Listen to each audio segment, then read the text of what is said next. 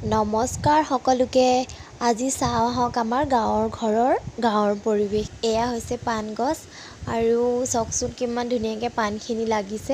এতিয়া যিহেতু পথাৰবিলাকত ধান খেতি কৰা হৈছে, সেইকাৰণে গৰুবিলাকক ঘৰতে ৰখা হৈছে। আৰু এইফালে চাওকচোন সিহঁতি কিমান ধুনীয়াকৈ খেৰ খাই আছে। আৰু এয়া হৈছে কমলা টেঙা। কমলা টেঙাখিনি এইবাৰ বাৰু অলপ কমকৈ লাগিছে।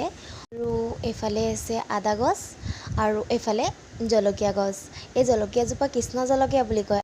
আৰু এয়া হৈছে জাহাজী কল আৰু এইফালে আছে কচু কঠীয়া, মানে কচুখিনি কঠীয়া লৈ থৈছে। এয়া চাওকচোন অমিতা গছ। আৰু এইফালে আছে অপৰাজিতা ফুল। অপৰাজিতা ফুল যিহেতু মহাদেৱৰ প্ৰিয় আৰু মহাদেৱ মোৰ প্ৰিয়। এইফালে আছে স্পাইডাৰ প্লাণ্ট, মানি প্লাণ্টটো বহুত প্ৰজাতিৰ থাকে, তাৰে এইটো এটা। আৰু এইটো এটা লাকি বেম্ব। এইজোপা বাৰু কি ফুল জনাবচোন আপোনালোকে। আজিলৈ আহোঁ নতুন এটা ভিডিঅ'ৰ প্ৰতিশ্ৰুতিৰে। আপোনালোকে মোৰ ভিডিঅ'বোৰ চাই থাকিব আৰু লাইক কমেণ্ট কৰি যাব।